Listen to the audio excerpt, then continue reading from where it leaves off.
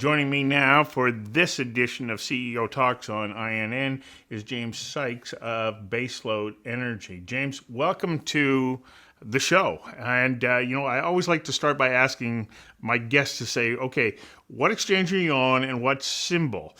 And what I want to ask you is, how did you find a symbol like that one? Thanks a lot for having us on the show, Stuart. It's an honor to be here. We're on the TSXV, and our symbol is FIND. That's find. Stephen Stewart, our chairman, came up with that one. Got to give him a lot of credit because it's unique. It's a great ticker. Well, let's also talk about your background because you're pretty good at finding things, and in particular, you're pretty good at finding uranium. You found like 500,000 pounds of it. Do I have that right, or is it 500 million pounds? 550 million pounds, which is worth like $1 billion, over $19 billion worth of value. What's the secret to finding uranium that you can take to market? Hard work and just the ability to think outside the box. Just being able to recognize certain features that exist in the rocks and in the geophysics, and just having a belief in going into it.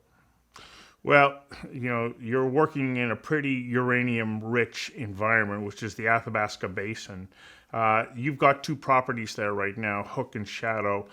Tell us a little bit about those properties and why you believe that there is a significant opportunity here moving forward.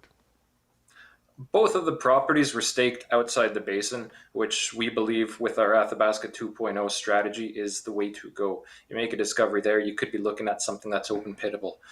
That's just not discovery bonus to shareholders. That's also bringing it into mining at a quicker pace. That's the added bonus to investors.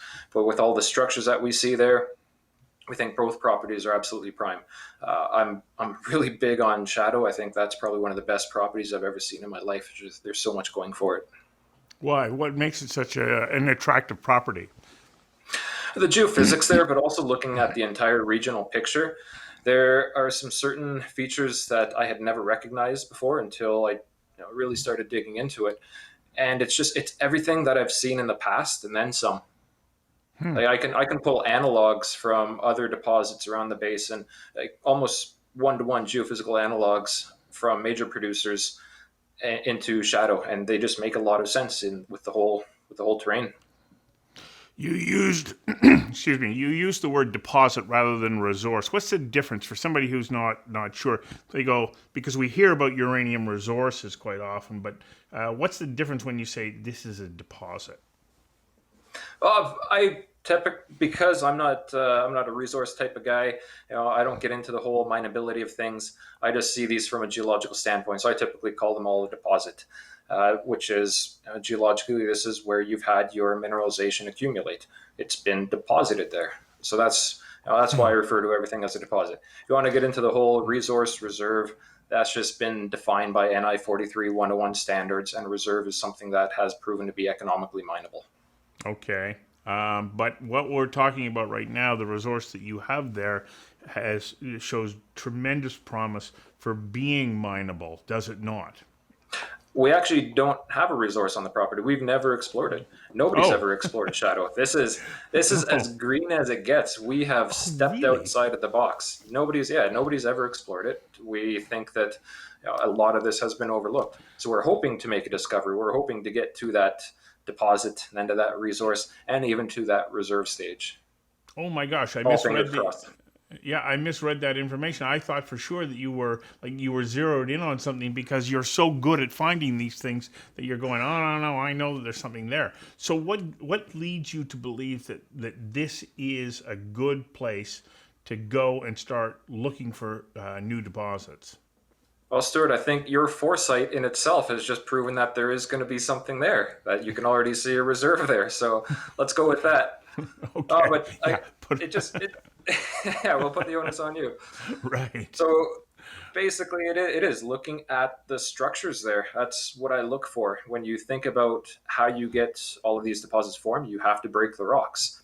And if you've ever seen a rock or walked on a rock, you know that no fluids will move among them unless you break them and fracture them and have structures cutting through. And that's what you need for uranium. You need those structures, you need those fractures to allow water to basically percolate through the rock and find a place to go.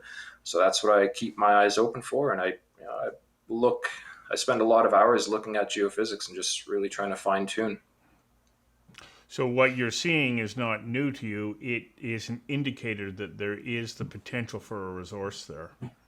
Yes, what I'm seeing is not new, but what I'm seeing for one property in itself is completely new. And that I've never seen so many juicy targets in my life on one property. It's like everywhere I look, it's like, oh, geez, we can go there, we can go there, we can go there. It's ripe with potential. Wow. So where exactly are we at in your as you move forward to being able to confirm what you believe to be true? We're very close to getting everybody absolutely excited. So because we're a new company, we've only listed in June of this year, which is 2020, whenever people watch this. And we flew an airborne geophysical survey over shadow, an MT survey, and magnetics. So that picked up our conductors, picked up our magnetics, so we can just see what's going on in there. Next step forward is a ground gravity survey. I always follow up anything with ground gravity because that's what we're looking for. We're looking for an alteration halo, so gravity low. That is scheduled to start hopefully in the coming weeks. Mid-December, I'd like to see that go if all the ducks are aligned. So once we get that ball rolling, then theoretically we should be able to start drilling in Q1 2021, hopefully around that January timeframe. Now And you've that's just come. that. Yeah, sorry to cut you off there, but I'm just thinking you've just come off a round of financing, so you're okay at the moment moving forward. What are your next requirements as far as money are concerned? Well, yeah, you're right. We are absolutely cashed up. We had an amazing raise back in October. We raised 3 million. A million of that was hard dollars, so that's excellent for us that we can keep the lights on for at least 2 years with the company. Fantastic. Couldn't ask for anything better. To get the drill program going and the geophysical survey, we are fully funded for that. We have about 2.5 million in the bank to see that go, and the project itself would probably cost between 1.5 to 2 million in itself. So to continue on down the road, we would be looking at doing another financing, whether it's the end of this year or next year, and just hoping to add add some more dollars into the bank. So you're kind of interesting timing in sort of the cycle of uranium supply right now. You haven't even quite confirmed that the deposit that you think is there, but if you are accurate and the amount of time that's going to take to get to any possible production stage might align you quite nicely with changes that are happening in the uranium market. What exactly is the forecast over the next 3, 4, 5 years for uranium? Because at the moment it's a little depressed, but there is a tremendous amount of demand that is being created with the production of new nuclear powered electrical plants, not just in North America but globally. Yep. Yeah, and that's exactly it. Demand for uranium and nuclear energy is going up. I think since COVID, before COVID, we started to see this whole green energy push, but now it just seems to be a lot more prevalent during COVID times. And the way forward, if everyone's trying to fight these CO2 emissions, well, you either have to go renewable, which they're good in themselves, but they're not baseload power. I don't want my power to go out at certain times of the day. So you got to go nuclear. Nuclear is by far the greenest, most baseload dependable energy source out there. So we're seeing this across the globe that yes, especially led by China, who have major pollution problems, and the way to combat it is nuclear energy. So they're building and they're building and they're building. So demand is definitely going up. But at the same time, you take the situation where now the supply is not there. And you can make the comparison back to between 2003 to 2007 when the spot price just shot through the roof. Demand was there. Supply was still there, though. You had at all these countries, US, Canada, Africa, Australia, they were all producing uranium, but nobody's doing that nowadays. They've all curtailed or shut down their operation on care and maintenance. So supply is drastically low, demand is higher. So I'm expecting that we will start to see that spot price move following some contract price or some contracts announced from utilities. So Just a you matter of think that time. You think that we'll move back into a market that looks sort of pre-Fukushima, where the demand was quite high. And now we know, of course, once Fukushima shut down, demand dropped off, and there were a number of different producers that, they went idle. But despite all of that, the demand side it continues to grow with the production of, I think there's more than 55 new nuclear plants that are in development right at the moment. Yep. Yep, exactly. Demand's going to keep going up. What I really like, though, is the idea of advanced nuclear reactors, small modular reactors coming online, Right. and they're really reshaping the entire nuclear landscape. And if they start to get built out at a much quicker pace, and I know one of the biggest things people are always complaining about is just the cost for nuclear energy, the cost. Well, if you roll these out on some type of factory setting, which just the demand for these things are there, then your cost just decreases. The same with renewables. That's exactly what happened. Why their costs have come down, because they're rolling out on a factory. Right. Yeah, when you look at Gen 4 development, Gen 5 development in nuclear power, and also you consider that Bill Gates is, actively pursuing the development of these small modular nuclear power plants, you can see that demand for this is going to continue to increase. For sure. There's no other way around it. We need it for our civilization. We're trying to get to energy levels or CO2 emission levels that were back in 1990.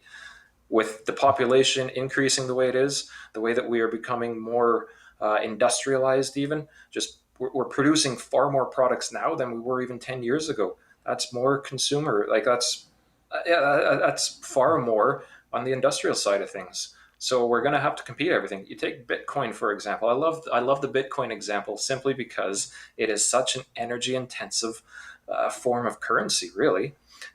If Bitcoin starts being adopted and taken into our civilization, really, and finding its place there, we're going to need a lot more energy for that. Electrification of vehicles. Where is this energy going to come from?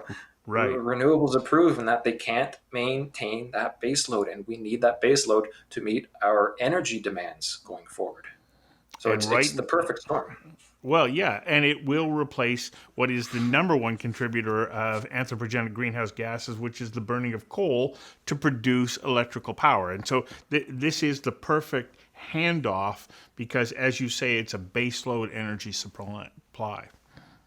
Yes, absolutely. Yep. So I'm an investor right now. I'm looking at this going, okay, this, you don't have a proven resource yet. You told me all this stuff about the market and it looks fantastic. Why should I move now and get into baseload energy? Because now is the right time, basically. So, like I mentioned, we're a startup company, but we're not new at what we do. You've got myself, who has made a number of discoveries and contributed to them non-directly. I've made a lot of little discoveries that a lot of people don't even know about. So I feel like I know what I'm doing, and with the properties that we have in Shadow, now is the right time. If we make a discovery this drill season, well, I simply don't want people to miss that. But there's a lot of other reasons. If you look at our share structure, we probably have the lowest outstanding shares of all of our peers. On a per market cap basis, that means we would have the highest share price of anybody. So investors would accumulate that way as well. We're very tightly held. We're not going to see a lot of shares being dumped. So we've got a lot of great things going for us. That potential for discovery, though, is just one piece of the equation. Well, the strategy that we have moving forward, that Athabasca 2.0, we feel that it's not only the discovery. You make a discovery, and let's say we're looking at 100 meters to 200 meters of drilling. You compare that to what some of these other deposits are doing, where they're going down a kilometer drill. Well, look, we can get 5 to 10 times more drill holes than one of theirs. So we're much quicker to advance to that deposit stage. And if you have an open pit deposit, let's even say it's 25, 50 million pounds, it doesn't have to be this massive thing. But I can almost guarantee you'd have the big guys come knocking at your door. You'd have your Camecos, you'd have your Rio Tintos, even your Denisons and Next Gens. I can almost guarantee they would be knocking on the door for that deposit. So there's your shareholder wealth right there. There's your share return. You mentioned it earlier that I discovered a lot and generated a lot of shareholder wealth in what I've done, and that's simply what I want to keep doing. Yeah. It's a lot of fun.